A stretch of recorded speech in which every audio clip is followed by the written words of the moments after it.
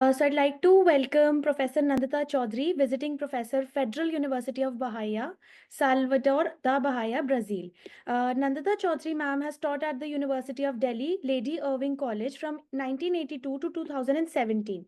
She had been a Fulbright scholar at the Psychology Department, Clark University, USA during the years 1993 to 94 and was awarded a senior fellowship of the ICSSR from 2012 to 2014. Ma'am has participated in international collaborations in the area of culture, children's development, and family studies, and has supervised research from India, Denmark, Germany, Brazil, and the US. She had also been an advisor to scholars, university departments, national and international agencies, and legal services in matters related to childhood and family in India.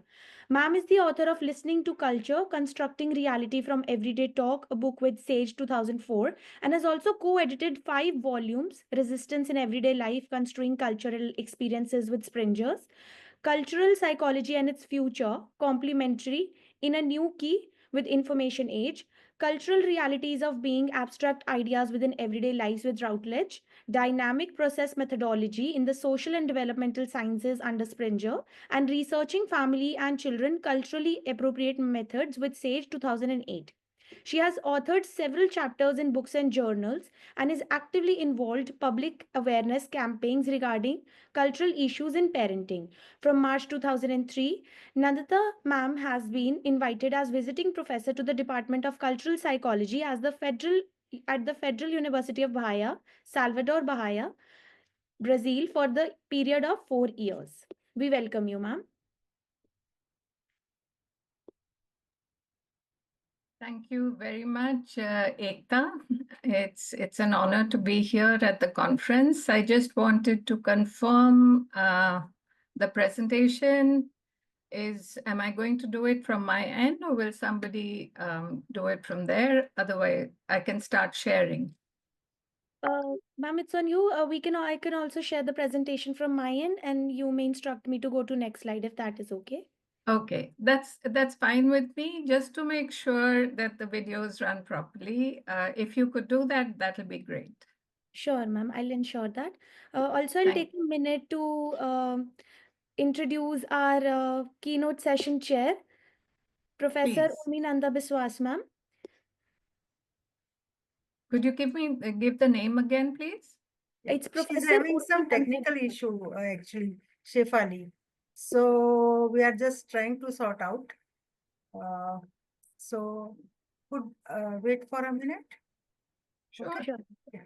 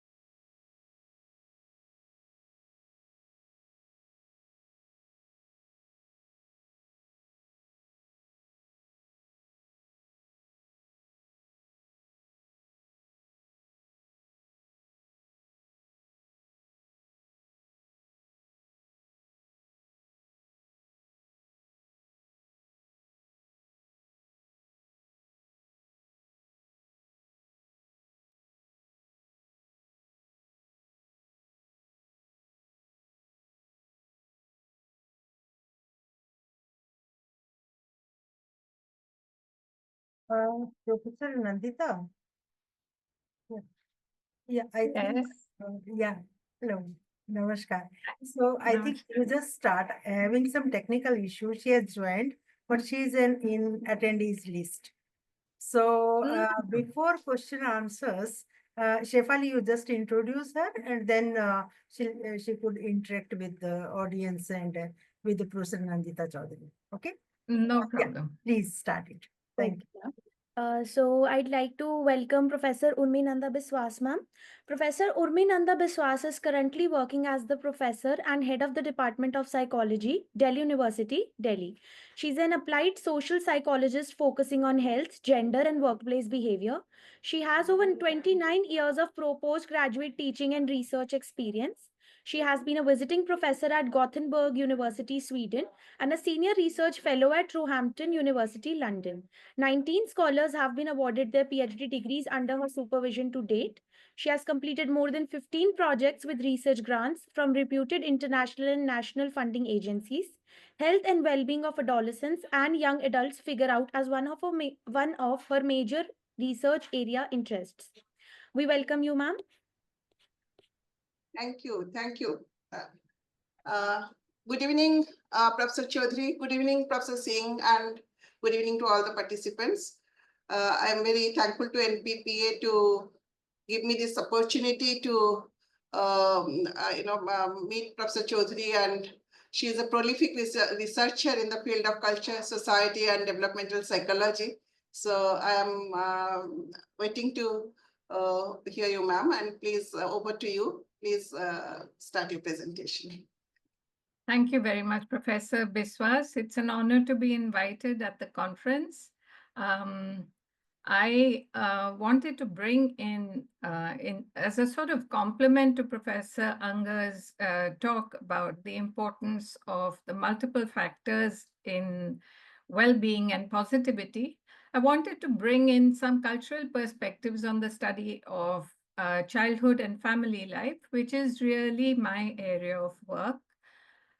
I'm going to reflect on the concepts of epistemic justice and positivity in research. Next slide, please. So the outline of my talk is going to concern with the definition of epistemic justice, and I'm going to justify that this is a positive act in the sense in which it is used in positive psychology. But before going further, I want to talk about what epistemological violence is and how it is transacted in psychology.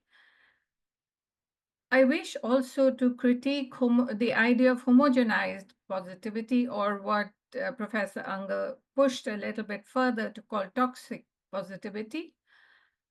Then some basic principles of human development and culture, weird science, and the case of developmental psychology.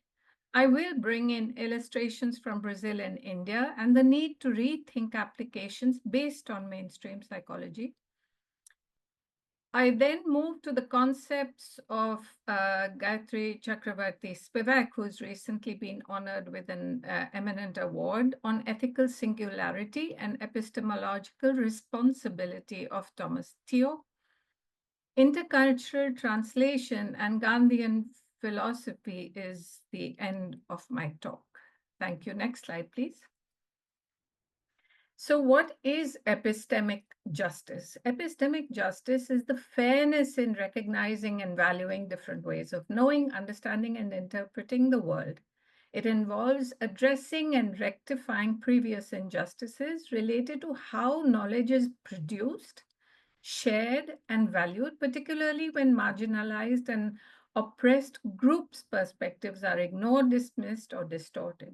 Valuing diverse ways of knowing is inherently constructive and enriching, and it aligns very well with positive psychology's focus on flourishing by advocating for the flourishing of diverse perspectives. Next slide, please. Positivity as justice. Epistemic justice is a positive act. It values diverse way of knowing, as I mentioned earlier. It aligns well and also then going to talk about homogenized positivity, that the push towards always being happy, and there are circumstances, as Professor Anger mentioned, of building houses by the sea when you have been struck by a storm. How sometimes we need to consider that positivity needs to be aligned with the circumstances in which people are living. The expectation of positive psychology often privileges certain points of view and ignores others, especially related to family life and childhood development, as I will illustrate. Can this kind of positivity unintentionally perpetuate injustice? And then I will take illustrative cases from childhood and care in Brazil and India to make my point. Next slide, please. So what is epistemological violence in the social sciences according to Thomas Theo? It is indirect and not physical violence. Interpretations, he argues, are actions. So between one person or group and another person or group, the action here that is referred to is the interpretation of data based on an assumption of inferiority of the other, even when data can be interpreted differently. This is an excellent paper. I have put the reference in the list of references, so please do look at it. For example, difference between and among people is a fact, and data will show differences on every possible investigation. It is how difference is interpreted. For example, if we treat difference as deficit, then it becomes injustice. These misinterpretations are then promoted as knowledge. This knowledge has consequences, and we have then practices based on this knowledge. Next slide, please. How can epistemic justice be achieved? By recognizing marginalized knowledge, changing the production structures, resisting domination, promoting participatory and ethical research, creating spaces for testimonial justice, and legislative and policy interventions. Next slide, please. What is homogenized positivity, which can become toxic? It occurs when concepts of well-being, happiness, or positive outcomes are defined and promoted based on a singular cultural framework. When you have standardized measures of well-being, when you have positive parenting models, resilience narratives, as we have accurately seen in the previous presentation, happiness as a universal goal. I think the expectation to be happy when you have reasons to be unhappy periodically, as all of us face, it is an expectation that can create a further burden on the person. And also mindfulness and well-being practices. Homogenized positivity can unintentionally perpetuate injustice. Using case studies or examples from non-Western contexts, these can be used to show how diverse cultural understandings of childhood and family life actually enrich our discourse on positivity. Rethinking interventions, advocating for interventions that do not just apply positive psychology principles cross-culturally, but also learn from culturally rooted notions of well-being and family practices. Positivity also through recognition and respect for marginalized voices. It's not just an ethical stance, but a positive growth-oriented practice. Next slide, please. In human development, let's just look at the basic processes of human development. The infant enters a world that is profoundly shaped by previous generations. Nobody arrives in a vacuum. The complete dependence on adults for survival initially, or tertial rather than precocial, which is, for instance, in the animals, lower animals, where they get up and walk and can start running very soon after birth, human infants have a long period of dependence for survival. There is an immense potential for modification of inherited capacities, distinguishing human infants from other species. Practical, intuitive, emotional, and social knowledge is acquired holistically through unique sociability. The cultural structuring of childhood is key to human development processes, physically, socially, materially, emotionally. Homes around the world feel very different. Human development cannot be understood in vacuum. Context is central. Next slide, please. In childhood care and family life, everyone around the world cares for children. Every society has traditions of care that are valued and have they are emotionally invested. Care practices are adapted to local conditions. No one way of caring, therefore, can work for everyone. There is no natural or universal or best way of bringing up children. Diversity is the key to survival. Communication channels for what is good caring are strong and determine continuity while accepting differences, leading to stability. Although change is natural and care practices are always evolving based on cultural shifts, imposing or forcing change in the name of welfare is unethical and unjust in my view. We have heard a lot about weird psychology. So basically, I'm going to run through some of the ways in which psychology perpetuates its mainstream ideas. It is impacted by the biomedical model. Most researches are conducted, as Henrich and colleagues have shown repeatedly. The local Western Euro-American was considered as the global. Most developmental theories, whether we take attachment, identity formation, emotional development, and so on, emerge from these positions about development and relationships. Lab-based and language-centered studies have exacerbated the trend. Rarely have races, social groups, countries been studied with an enlightened approach. The purpose has largely been to provide contrast from the mainstream. Practical applications, that is therapy, care interventions, educational practice, derive from these unquestioned assumptions. There is a proliferation of tools, scales, and measures from Western societies. Some shifts have happened in theory and research. However, my belief is that practice remains bound in its traditional framework worldwide. Next slide, please. What about the application of mainstream psychology to care? It promotes specific standards of care. These practices are well adapted to Western conditions and are not applicable to other groups, even in the West.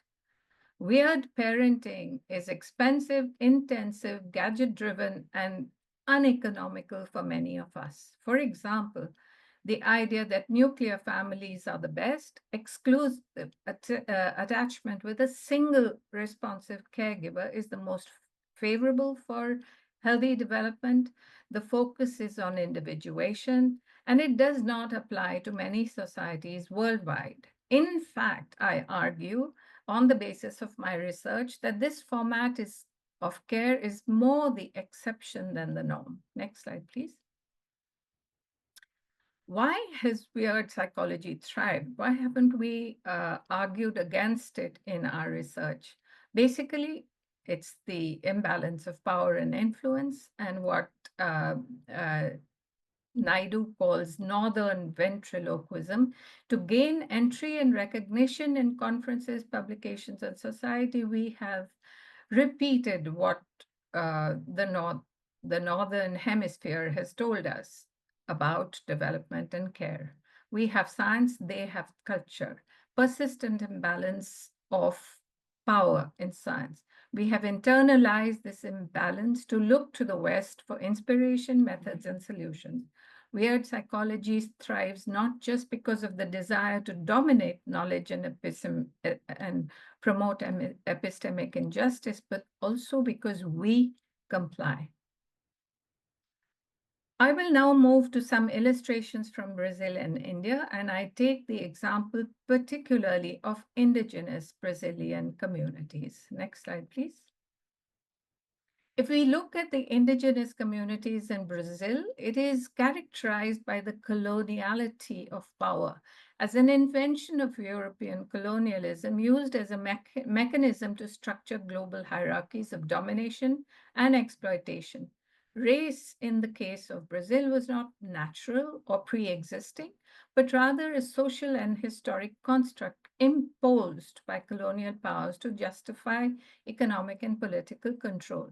This led to land invasions and environmental exploitation, loss of homes and community, health and mental health crises. There is an alarming rise in the rate of suicides among indigenous communities who move to urban areas in Brazil. Child-rearing practices, social connections, and relationships with the ecology have been lost in many cases. So, like many families in India, the indigenous communities promote extended family involvement. Child rearing is a collective responsibility with grandparents and other relatives playing a significant role. They use traditional healing practices, utilizing herbal remedies and natural treatments in healthcare using teas, plant extracts, etc. The emphasis is on interconnectedness of individuals and community in maintaining health. The cultural continuity in urban settings is relocating to urban areas. They strive to maintain their ancestral caregiving practices, but these are not usually accepted by the powers to be. In the next slide, we will see a brief, and we don't need to see the whole thing. In the next video, please play the video. You will see some examples of community practices.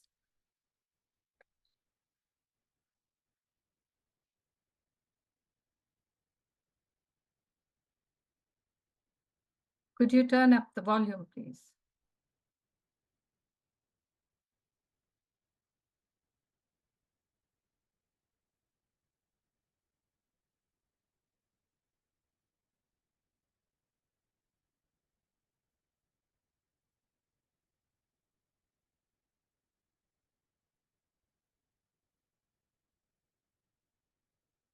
I don't think we are able to hear anything or see the subtitles. So let's go, it doesn't matter. Let's go with the visuals to see what the focus on childcare is in indigenous communities. So you get the idea of how closely involved children are. Please, when you have time, please do take a look at this video in your own home, because it illustrates how closely the child is in the natural conditions. There are no gates, guards, no chairs, no strollers. The child is encouraged to freely explore the environment. These are the traditional childcare practices. The importance of recognizing and supporting these methods is evident in this slide. It advocates for public policies that honor existing practices that foster diverse childhood experiences with dignity. Empowering local knowledge sharing is another point that the video makes. It promotes a flexible bottom-up approach to scaling impact by enabling indigenous communities rather than treating them as poor, marginalized, and therefore in need of interventions. Cultivating empathy and participatory filmmaking is an important task that we see achieved in this. And the publication reference is mentioned here. I would urge you to read seriously through this as and when you have time. Next slide, please. What about childhood and family life in India? Family life is characterized by multiple generation households and multiple caregiving contexts. In my research, I have found that even when families live in nuclear settings, the constant, periodic, and intense involvement of others, whether on video or through periodic visits, is very strong. Children are seen as belonging to the family, and relationships with kin and neighbors are highly valued. Socialization is focused on care and nurturance with a strong focus on relational themes. For instance, in my work, I have argued that there is no equivalent word for parenting in Indian languages that I have come across. You can correct me if I'm wrong. The focus is, for example, in Hindi, on palan poshan. So it is on the action and not the person who is doing the act. That is the focus. Food is an important domain of the transaction of care. Regional ecological contexts show much variation in local solutions to care. Next slide, please. I'm going to take the example of a remote community, the Changpas of Changtang in Ladakh, northern India, which is a Buddhist community in the Himalayan region. They depend on Pashmina goats for their livelihood. They don't make Pashmina shawls, but they are quite economically, you can say, poor, but they produce the initial wool from the goats. With seasonal migration in search of fodder, the families live in intimate engagement with the surroundings of the environment. Some scenes follow. Please, next slide, please. So this is a video in which we find children among the goats. The goats are seen as family members. The people work very hard to take care of the goats. And in the case of the Pashmina, as many of you may know, the wool is not, the goats are not sheared. The goats are combed in order to take the wool that falls off during combing. Because if they sheared the goats, they would die in this extreme cold weather. So it's really an what you could call ahimsa wool. Next slide, please. Here you see goats are treated almost as nannies. Here is a child in the middle of a group of goats. You can look at how the animals are part of the family life of these people. Next slide, please. So family life in Changtang is seasonally nomadic. It's a Buddhist community, and as Buddhists, they are non-violent. One of their beliefs is that non-violence is very important. However, in their region, they cannot survive if they do not eat meat. So there is a very, affectionate ritual that they have, that when the goats are slaughtered for food, they actually pray to the goat to forgive them for that act. Children are cared for by the larger family, often left among the goats to keep them warm. What better warmth can you have than being surrounded by Pashmina wool? The traditional practices are life-sustaining in these harsh conditions. They're vastly different from the recommended childcare and family practices that we get from our textbooks. This is an example of a rural family in northern India. We can see how interesting. We have the sound here. Please play the video. This is from my research in the state of Haryana, where women, children, adults, what we can see is that rather than individual focus with a single person, the care provided to the child is multiple. Several people are involved in caregiving. Here, because she is the grandmother, grand aunt actually. They're all relatives who sit and work together. So when the adult is eating, the child is very easily fed by someone else, can even reach out for food. The baby is being cared for by its mother and soon passes on to someone else. Next slide, please. Next slide, please. Here we see a family where we are, the person who's taking the video is facing them, and all the adult women are sitting to the right and observing and commenting because we are interested in children's play. So the point I'm making here is that children spend a lot of time with other children rather than exclusive time with single adults. Please play the video.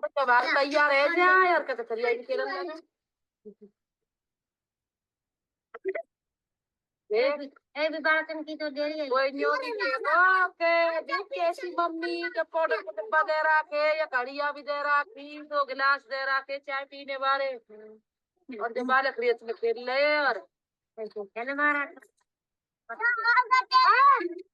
आया न्यो बिकार का ऐसा क्या का खेलते खेलते ना के मत और दीपक बस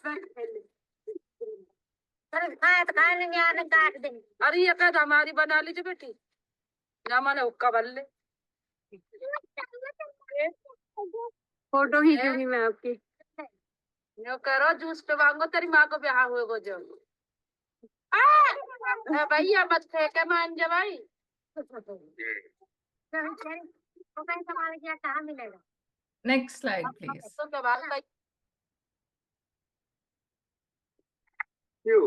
This is a family from Sikkim, and I want to make a specific point about how, rather than focused attention, the child is the mother runs a tea shop, and the child is placed behind this bar, this wooden bar. So the point that I'm going to make is that care, rather than being exclusive, in the words of Saraswati, she calls it co-occurring care. So care is performed along with doing other things. No one can sit and just play with a child. People need to earn a living. They need to go about their daily life. Please see this child.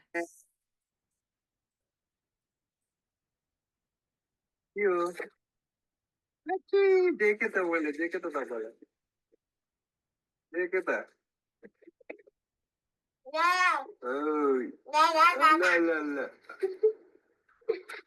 भगत बोल रहे और देखिए ये बोलते बोलते आमा भन्नु त एउटा एउटा शब्द त बोल्दैन नि आमा भन्नुस् त आमा भन्नु नि देखियो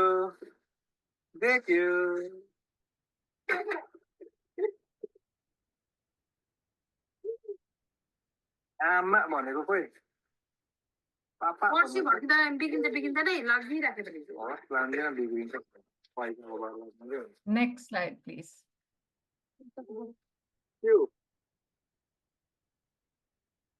So the ideas that have emerged from my work in different parts of India is that motherhood is fungible. By here, fungible, I mean that many people can perform the act of so-called mothering. Many practices are a backup to the mother. Care is too important to leave to only 1 or 2 adults. Mothers also need care and support. In developmental psychology, very often we forget that the carer also needs care. So when you have other adults around, the support for the mother is strong and permanent. The advantages for both adults as well as children is children learn to live with others, many who may not even like them very much. Freedom to the mother to do other things, what Saraswati calls co-occurring care. Affection and responsibilities are distributed. Children learn to care for younger children under the loose supervision of other adults. Importance to the elderly, both men and women. In many of our observations, we found that children were often left alone when mothers were busy. They were left alone, and you could see that as neglect. But in a charpai at a distance, there's usually an older person who's watching over the children. Importance, as I said, of elderly, both men and women. Just go back. So the child really belongs to the family, and it is believed to be safer. So this is not just a default practice. There are very deep and enduring beliefs about what childhood should be like. Sibling care is valued. Next slide, please.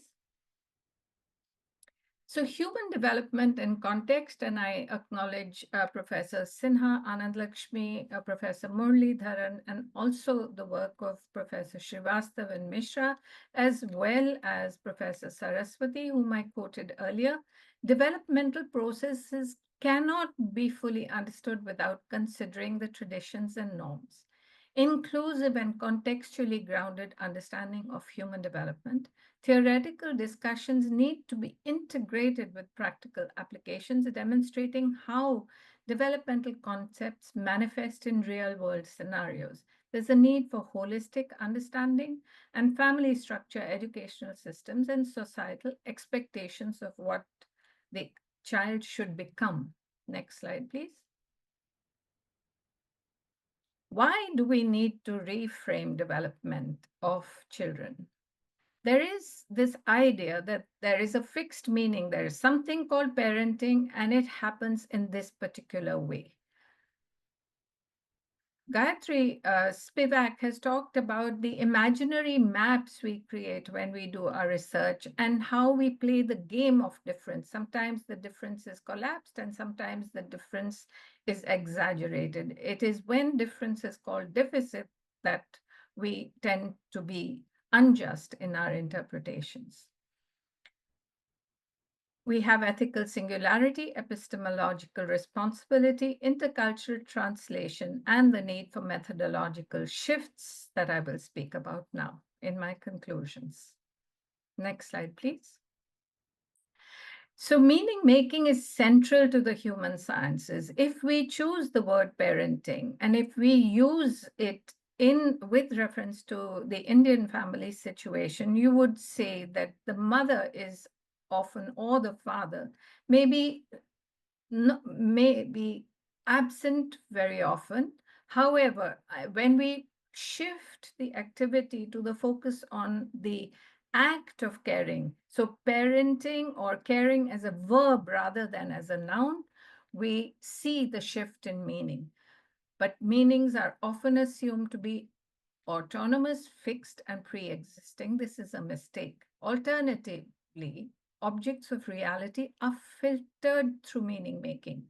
Mental processes are not mere elaborations of information already present in the external environment. Rather, they are processes by which environment is made meaningful.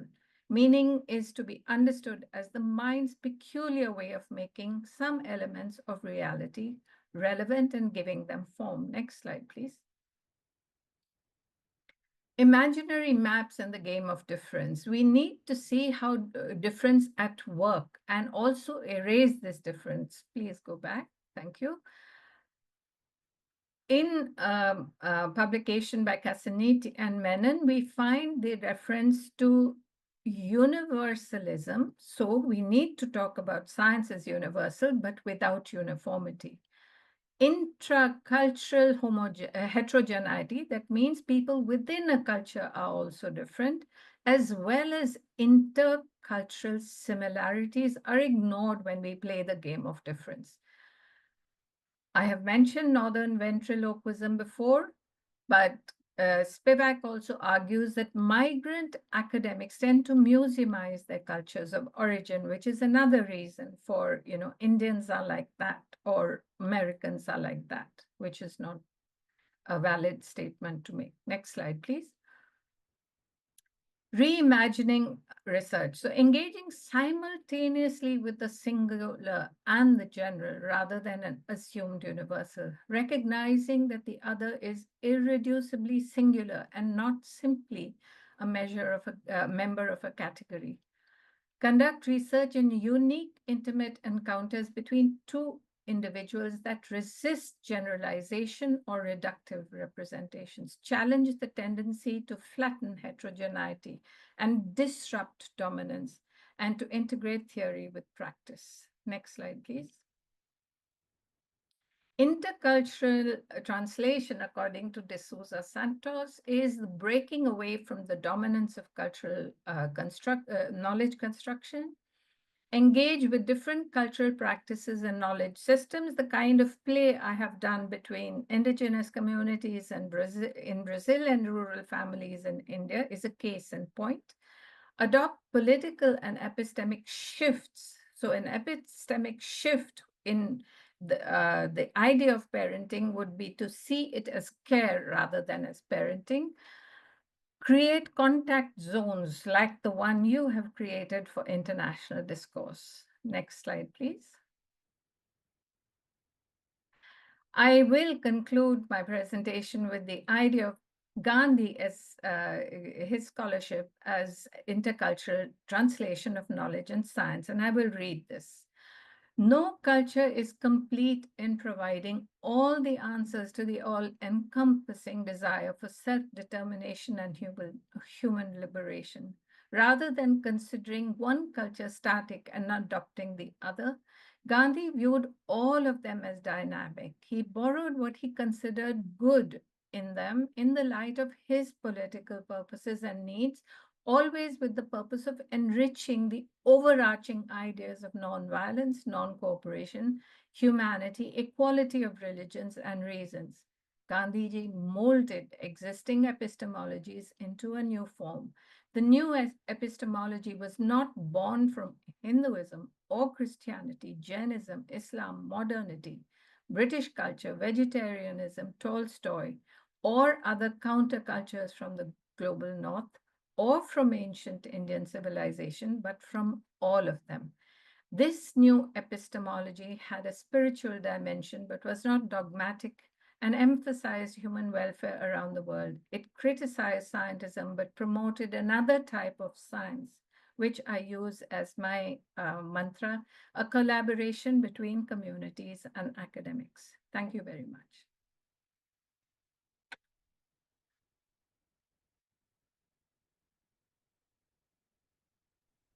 Thank you very much, Professor Chaudhary. It was really a very, you presented a broad landscape with the kind of research and the research methodologies that we are using, with a suggestion that how we can improve and flatten the homogeneity that is being, practiced to come up with global standards or, for the policy research. It was wonderful hearing to you and all these, kind of with the citations, with your experiences from different communities, how child rearing practices have been in India. It has been really wonderful to, when you spoke about meaning making as a central concept to human experience and the growth in terms of positive psychology. So how do we do it in the human development domain or real child rearing practices? And your last few slides about reimagining research, actually, I think all the budding researchers present here or the young scholars, I think it will be very useful for them to remind to themselves when they are taking up any project or working on research, that how we can make it more, the external validity can be enhanced, or how we can bring in relate it to the real life situation. So I'm going with the same, aligning with your views and views of child development and child rearing practices from India particularly. I don't have experience of Brazilian context. It is very contextual, and you demonstrated that how South Indian, states, they have a different practice than people who are in, kind of Sikkim or from North Indian states and so on and so forth with different practices. I have a question for you, Professor Chaudhary, before, of course, I'll hand it over to the participants and my fellow colleagues there. But before that, I'm a little worried about a scenario in India now. The EPW reports in one of the papers that I went through, that 27% of the Indian youngsters now do not want to get married. Mostly educated Indian girls now and they do not want to get married, the first thing. And as you have looked at the sense, kind of the growth of population in India now, we have been able to somehow, by some decimal points, we have able to bring it down. That is a very positive thing, but the other aspect of it is that most of the dual earning couples, where husband and wife both earn and they're into highly demanding corporate jobs or kind of a professional career. I don't have the exact data, but it is definitely something very worrisome that they don't want to have children in their family. They don't want to have, they don't want to be parents. I mean, when we're looking at, because you presented a very broad framework and a very large canvas to portray the relationships and child rearing practices, how it is happening in India. I was wondering if you can give us, reflections or observations, how the society, how as researchers and how as a society we have to respond to this kind of emerging problems. They are not a problem today, but if this, kind of is not, we don't do anything about it, maybe the population growth will go in negative. And I mean, it is very diverse. It is socioeconomic class and different reasons and different things, but still it is worrisome. So I would like to hear your observations and reflections about it. Thank you very much for your, first of all, for your comments on the presentation, as well as your very valuable questions that are facing us. There is research by Gisela Tromsdorf on what she calls the value of children. Then there is also the work by the anthropologist Alice Schlegel, who explains population shifts. So some of these shifts that are taking place, the desire not to have, first of all, the desire not to get married. Secondly, if you get married, the desire not to have children. And the third, which I may add to that, is that marriages are becoming more fragile. So, the tendency for people to break away from a marriage, I see all these as, inevitable in a way, because there are ideological shifts taking place in society, some of which are a consequence of the progress both in education as well as status. Ironically or paradoxically, we see that people who have more money are less likely to have children.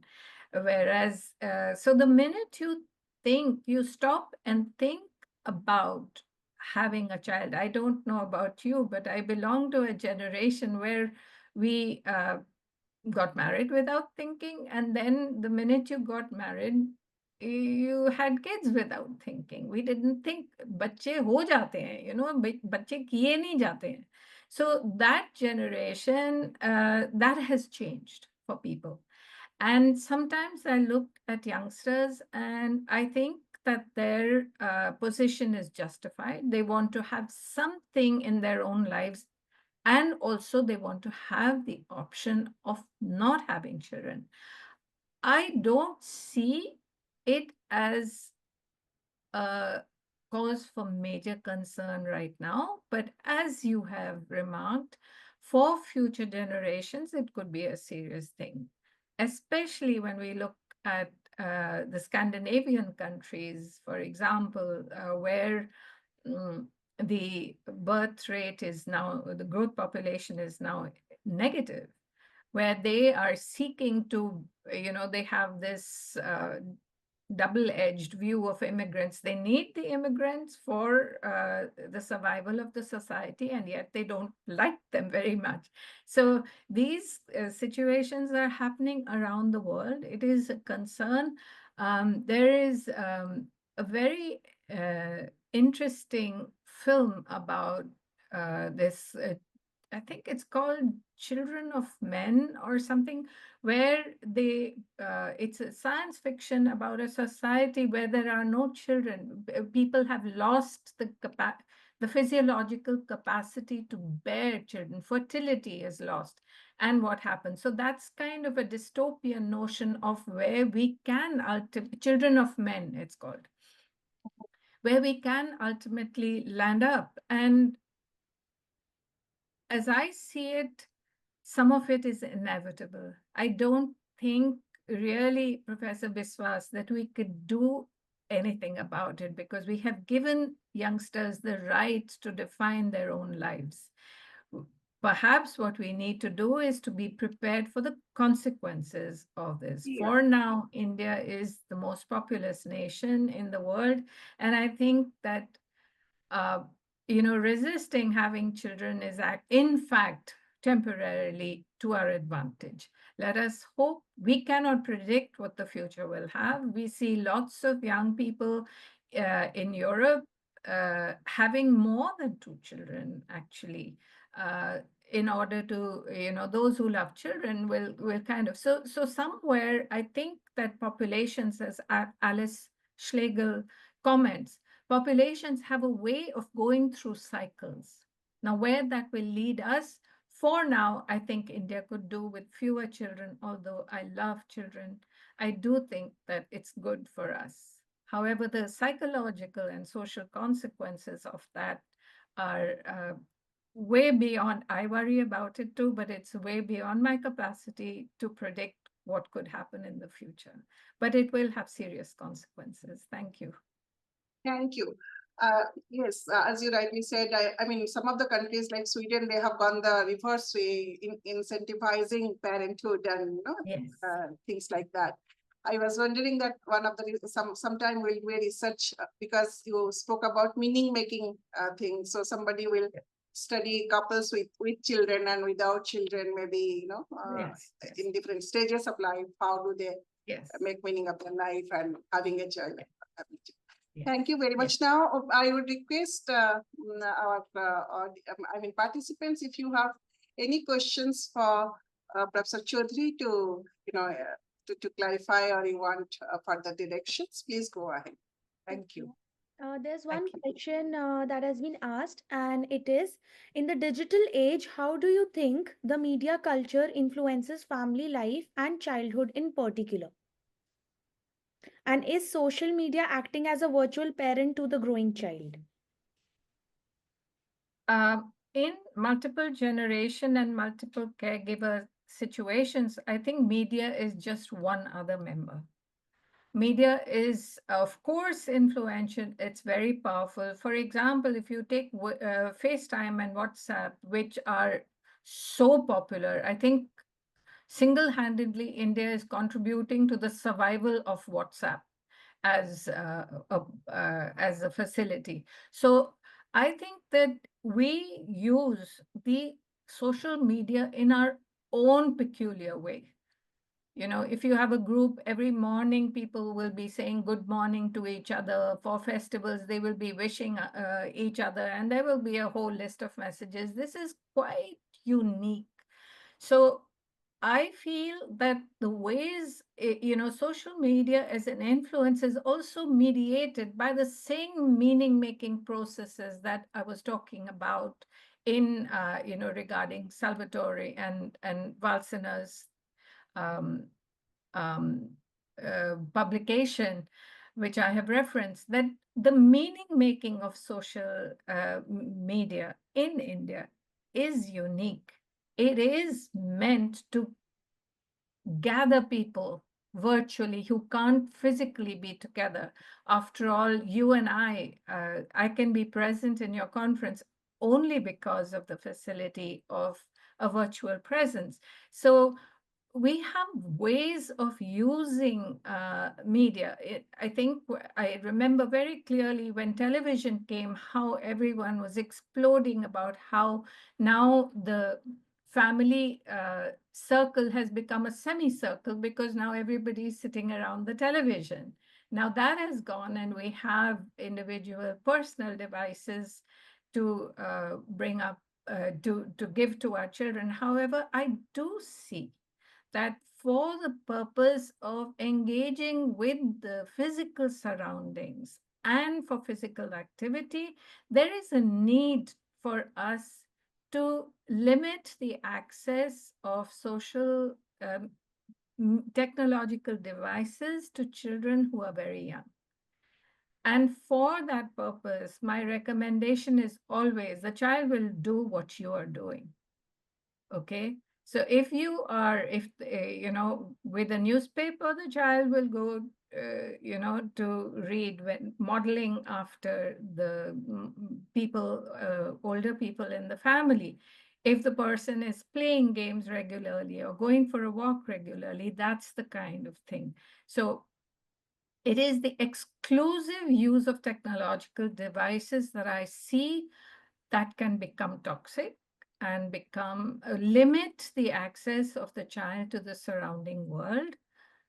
However, with the careful management, I believe very strongly in technology, in the advantages of technology, where we can see, know about, learn about places and people whom we may never see.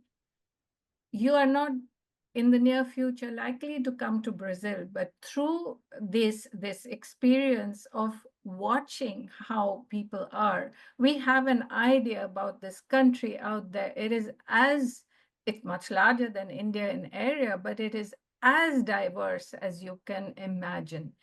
And that kind of knowledge we can only gain with the advantages that we have through technology. So my take is again on the using social media as an enemy, or positioning social media as an enemy is an error. We can learn a lot, we can gain a lot, but it is the exclusive attention to social media that can become toxic. If it is just one other, like we have many, as my model of family caregiving is many by many. So many children being cared for by many adults is the primary format of caregiving ideologically, even in nuclear families. So this idea of many by many, if there is just one other, if social media is just one other, maybe even an important member of the family, I think we should be okay. Thank you for the question. Thank you so much, ma'am. I can't see any more questions. I'd like to ask the attendees if you have more questions for ma'am. Well, Okay. that is a reflection of either everyone understood everything I said or understood nothing. Either way, I'm good with that. So please take your time to view. Please feel free to share the slides with people. I'm quite open to that. If you want to make it into a PDF with the links, then they can reflect on some of these ideas in their own time. Thank you very much. That will be very helpful for, I think your presentation was very thought-provoking, and it will definitely give scholars a lot of, food for thought, and to plan out future research in the particular domain. It will be my honor if people read it after the conference. Meanwhile, thank you very much for the invitation. It's always a pleasure to talk about my work. Thank you so much. I also thank NPPA for giving me this opportunity to, kind of have this wonderful presentation and learn from this, about human development research through global strains. And thank you, Dr. Singh. Thank you, the team, and thank you, Professor Chaudhary. Hope looking forward to more such interactions. Thank you very much. Yeah, thank you very much for enlightening talk and remarks. Great. Thank you. Thank you. Thank you so much, ma'am. Thank you, Professor Nandita Chaudhary and Professor Urmi Biswas. I would also like to thank all the attendees for the session. Thank you for being with us. And I'd like to thank NPPA for organizing such an insightful lecture by Professor Nandita Chaudhary, who shared her cultural ideas of cultural shifts within different nations. Thank you so much, ma'am. Thanks. Bye-bye. Yes.